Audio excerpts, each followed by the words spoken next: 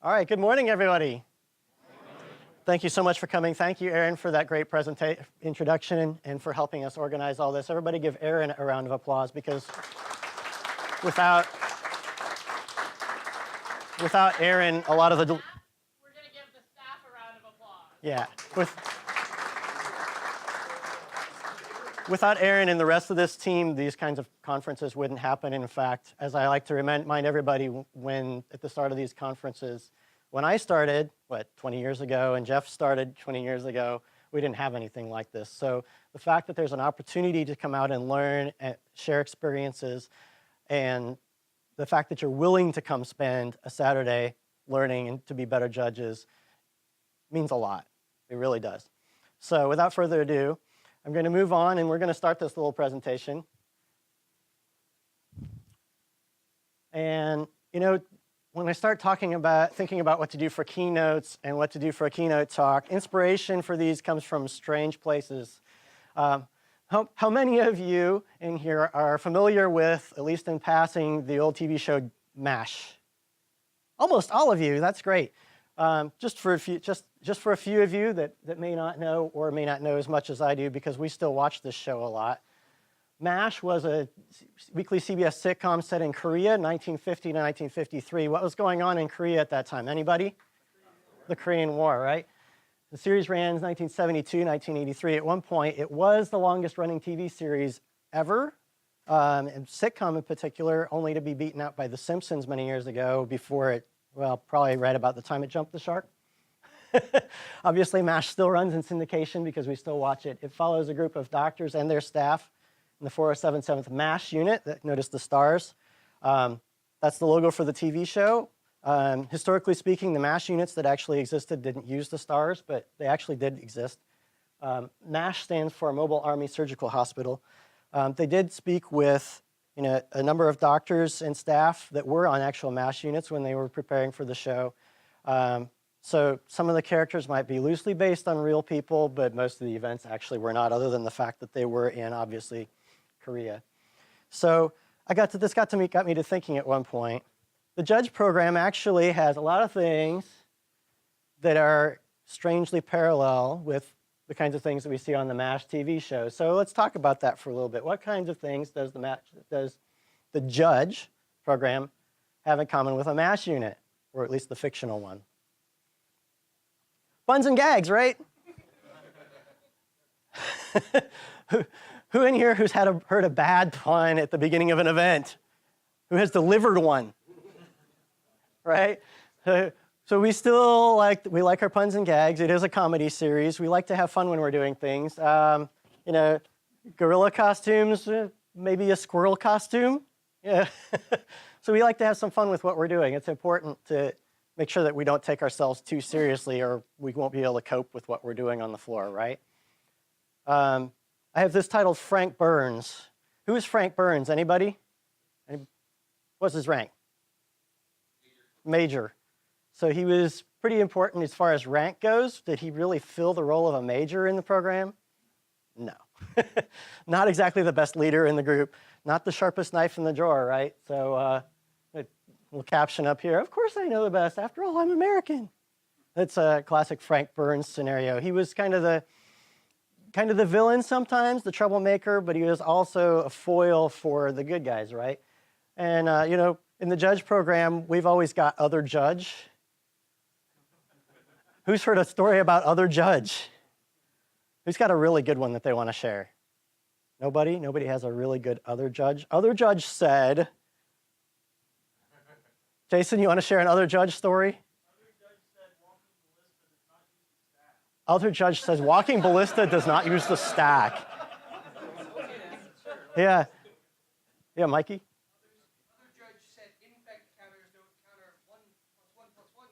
Other Judge said infect counters don't counter +1/+1 counters. Yeah. Moto stories, like Moto is kind of the Other Judge sometimes too, right? We have to battle with, well, it doesn't work that way on Moto. Well, Moto is wrong. That's always a hard one to fight sometimes because you need to go report that and get your compensation because that was wrong. So yeah, we've got our challenges, right? And sometimes they're people that are on our own staff. Leaders. Obviously, there are leaders in the MASH unit and leaders in the judge program. In the MASH series, we've got strong lead from the front types. We've got Colonel Potter, right? People respect Colonel Potter. If he gives an order, he gives an instruction, he's leading from the front. He's not going to give an order that he thinks doesn't make any sense, but if he gives an order, you better expect to follow it, right? There's also, who's this, anybody? Major Blake, Major Henry Blake. Was Henry Blake a strong leader the same way as Colonel Potter? Would you call him a leader?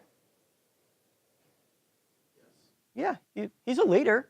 He just works in a different way. He works more through generating consensus among his leaders. He respects those working with him. He is a doctor after all, but he needs to make sure that everything gets done. So if he gives an instruction sometimes also, but he tries to make sure that things are done right.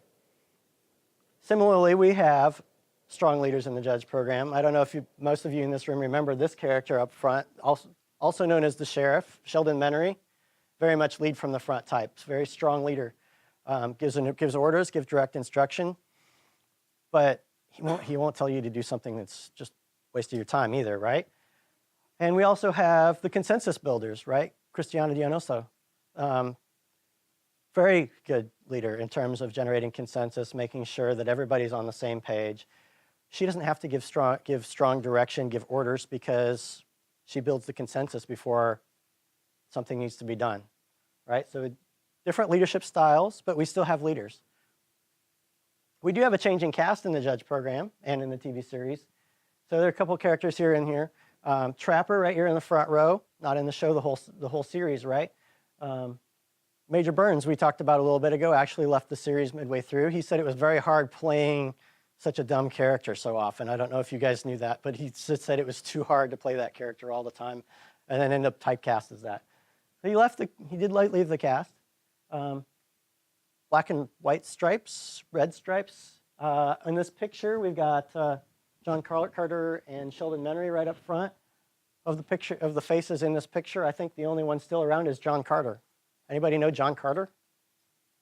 Yeah, he still works the Grand Prix circuit, right? He's still around, but not everybody stays, and that's fine. Our lives change. Sometimes you'll be more active than others. I know I've had times in my judge career when I haven't been as active as others. And I know there are times like now when I come back and I'm the one who needs to take leadership of things.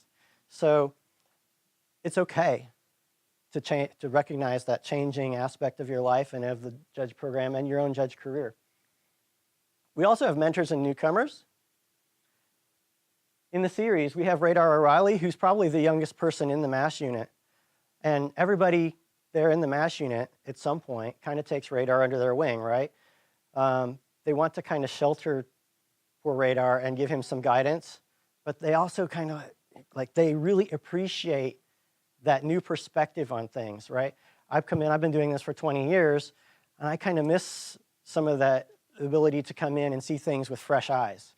He'll ask questions of Colonel Potter about why are you sending this letter? Because he just doesn't understand. He hasn't seen that yet. And part of dealing with being RC is dealing with the same kind of problem people that in that episode, Colonel Potter was writing about one of his old friends, about somebody that was not being a good leader at that point. So we have mentors and leaders, and we have monastery mentor. More seriously though, who in this room has a mentor? I hope all of you. If not, maybe you should look for one. I've heard it put that everybody should have, in terms of mentoring, everybody should have 3 people in their lives. And this has stuck with me for a while, and I think it's important. Everybody should have a mentor, somebody who's up here above them, giving guidance. They should have somebody below them that they're teaching. And let me tell you, that's very important, because as I've come up through the program, having somebody that I can teach really helps me to know what I know and what I don't. If I try to teach you something and I realize, wait, I can't really explain that, that's a chance for me to learn something better too. And then the third person is somebody that's kind of at the same level, right? You want to have somebody that you're learning with at the same time. sharing experience, the shared experience aspect is really valuable. Going to the acronym, mobile, right? Who's worked an event that in the MASH series, they move from place to place. That's kind of the main premise of a couple of the episodes. But who's worked an event not in their local game store? Almost everybody, right? A Grand Prix across the country, maybe in another country. So if you haven't yet, you'll have that opportunity to apply at some point. But we're definitely mobile, right?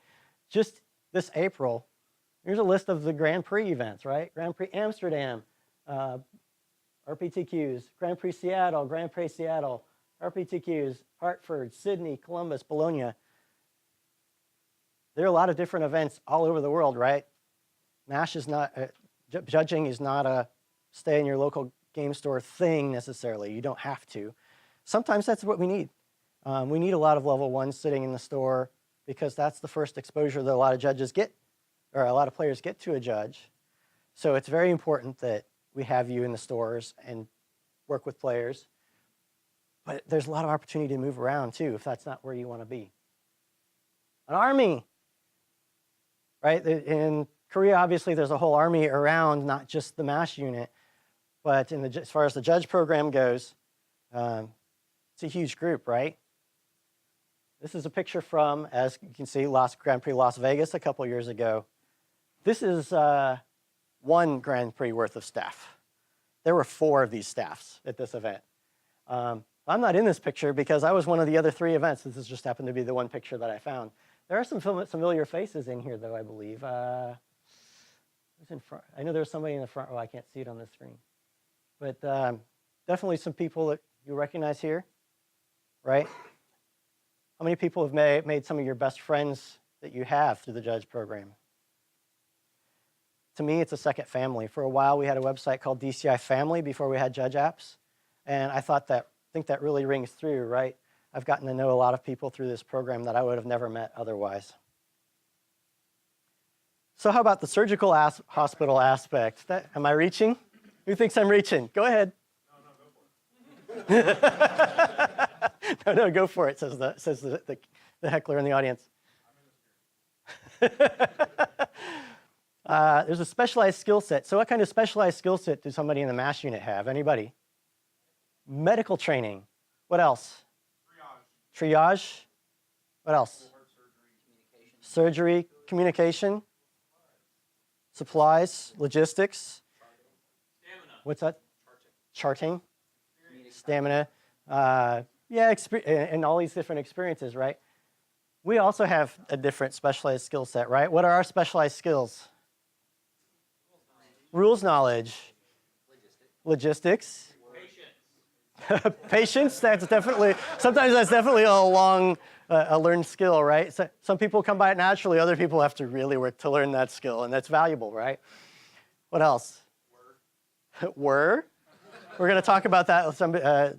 Probably Kyle's going to talk about that later when he's talking about some of the investigations aspects and when things really go really badly. Teaching communication, sure. Obviously, it takes a lot of different kinds of people to make both aspects run. You need logistics, communications, leadership, in addition to the medical staff for the MASH. But we also need floor judges, we need leaders, we need staff registration people, we need prize wall people, right? We need people in the stores that are the first, like I said, the first people that players interact with. We want that to be a good experience. So specialized skill sets.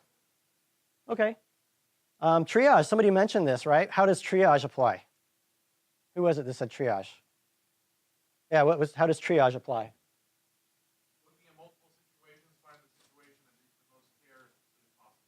Right, looking at the multiple situations going on, finding out what your highest priority is. How does that apply to a Magic tournament?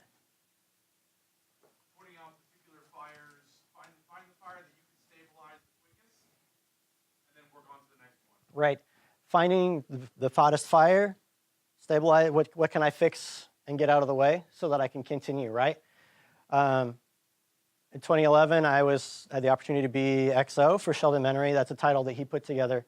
One of the jobs that he expects of an XO before we had appeals judges at the time was he would have somebody running interference for him. He'd get like 3 or 4 appeals. Which one does he need to handle first, right? If I've got one, yeah, you can. This is a quick rules question. Go answer that. This one's going to be an investigation, so you're going to have to be there longer. So, and probably sounds like it's probably going to be a removal of somebody from the event. So we'll deal with that one last, right? So triage, it's kind of in Magic tournaments, it's kind of the opposite of a MASH triage situation. In MASH, you want to deal with those most critically wounded first and take those first. In Magic event, you kind of leave those because you know it's going to take a while. So let's get everybody else moving, right? Triage, it's important. It's important for a Magic tournament. How does surgery line up here with a Magic tournament? Anybody? You got to be careful, absolutely. You got to remove the bad parts sometimes. Sometimes. You fix things that are broken. I just put it, I'm just going to lay it out there that running the tournament is our surgery, right? We've got an operating room full of staff. We've got patients on the table. Who are our patients at the Magic tournament? Players, right. We're there to serve the players and make sure that they have a good experience. So it doesn't matter whether that room is 8 players or 2,000 players. We're there to make sure that that event goes through. That's our surgery. That's our critical time. Sometimes it's long and grueling, right? In the series, they sometimes go 3 days because the combat's really heavy, and they don't get to get off their feet. Now, some of you in this room have been on your feet for 12 hours at a Grand Prix, right? Who's done that? I have. It's tiring, right? You got to take care of yourself, but you come out of that, and you just pass out for a couple days sometimes, right? But that's our surgery. How about post-op? What do we do post-op? You assess what you've done. You assess what you've done. I heard somebody else over here. Katie, debrief, that's a good one. Reviews.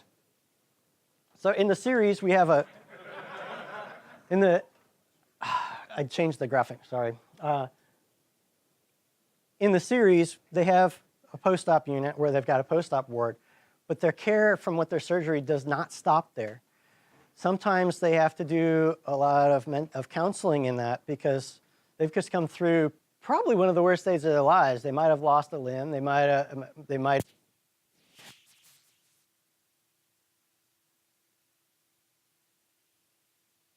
there in Korea.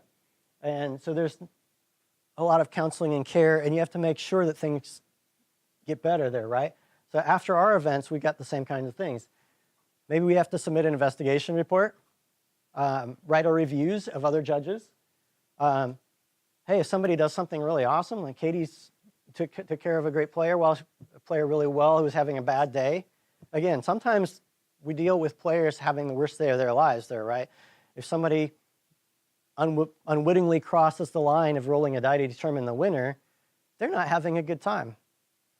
They may not have known that, but we don't have a choice because of our policies, right? We have to remove them, and they're going to be very frustrated and disappointed and worried about what that's going to mean for them.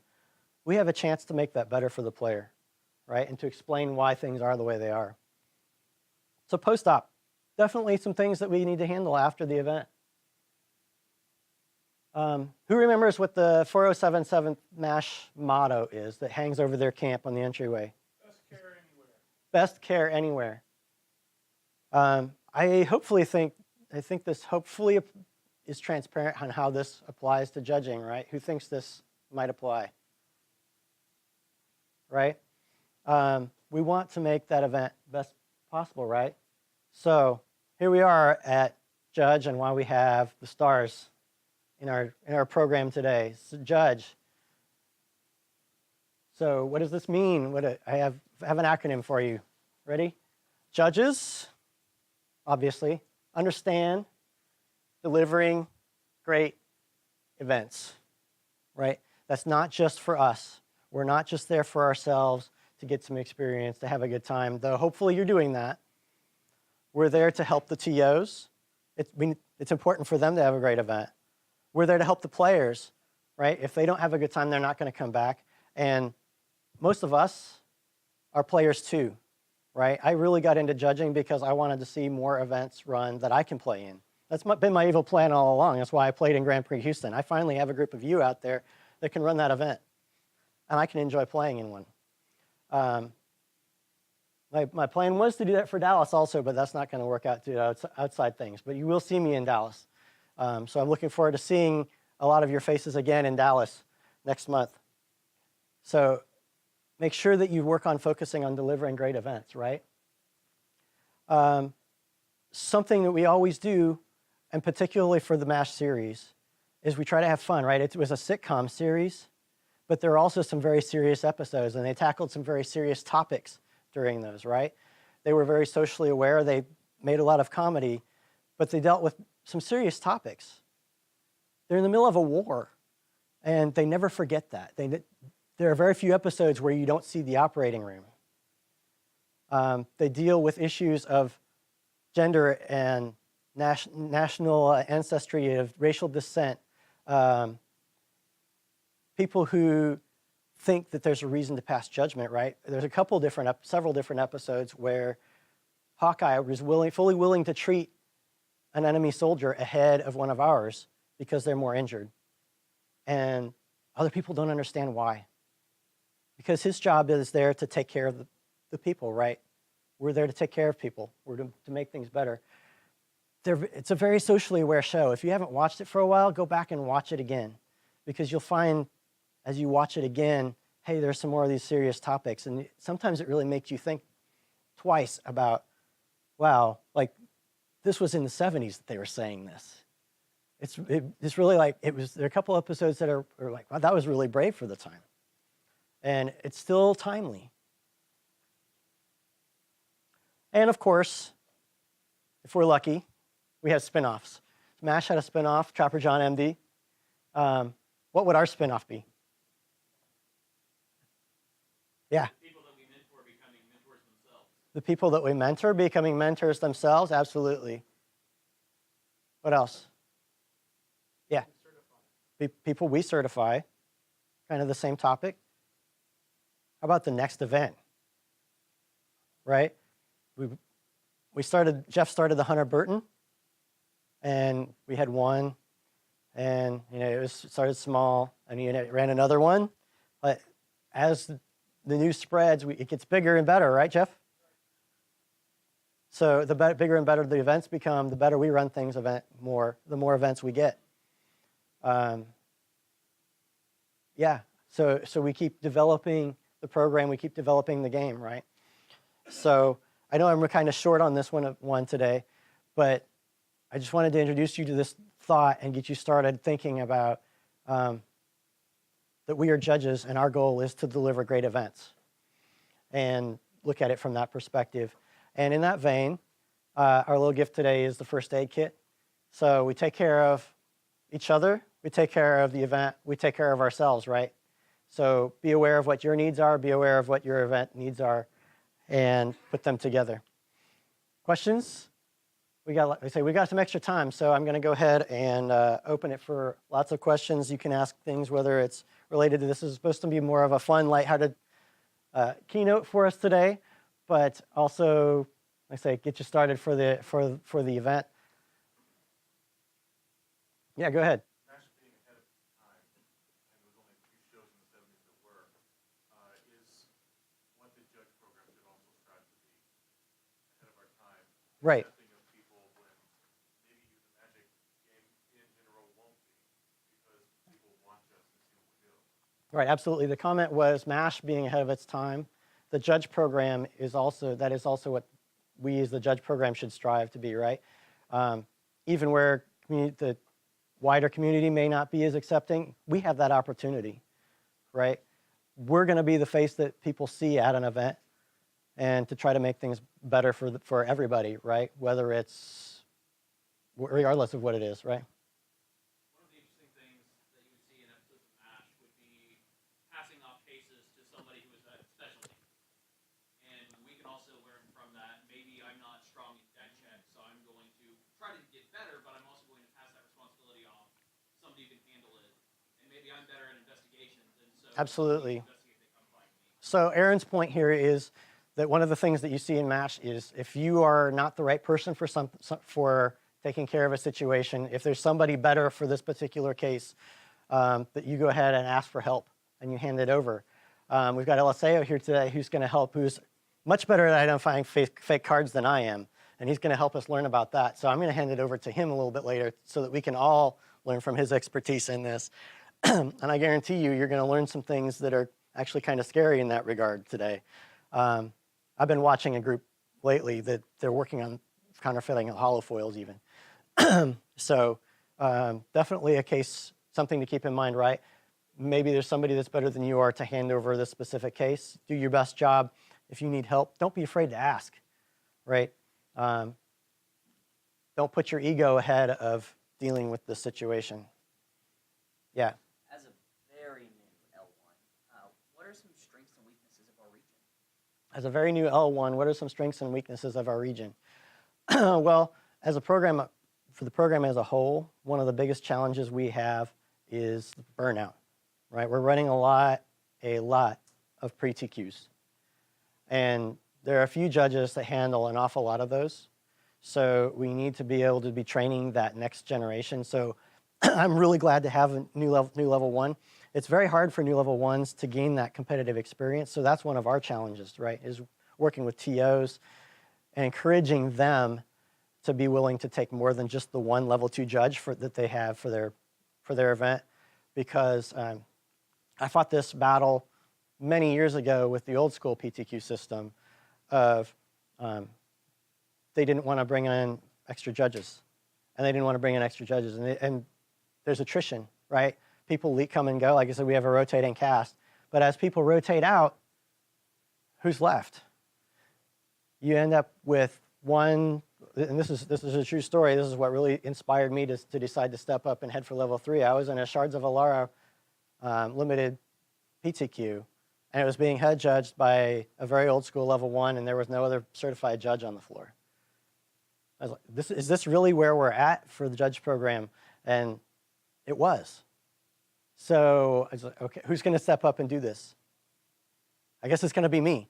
So we definitely need people in our region and worldwide to step up and say, yeah, that's going to be me. I'm going to step up and I'm going to find ways to train people. So we do really well right now in some areas. We have several level 2s. Dallas-Fort Worth is doing really well. Good judges. I'm going to quote Jared Silva here and say, good judges. I love good judges because good judges make more good judges. So all of you in this room are here to improve and to learn to be good judges. So it's on all of you out here in this room to continue that cycle, right? I love teaching new judges. I love teaching people to come up. This is one of the most important things to me. So that's something that we absolutely need to continue doing and find ways to do. And it's hard. It's really hard for us right now. Other questions? Did I answer your question? Make sure I cover your... Yeah, JD. Okay, but how is the judge program like the show Friends? I'm not even going to answer that because that show is awful.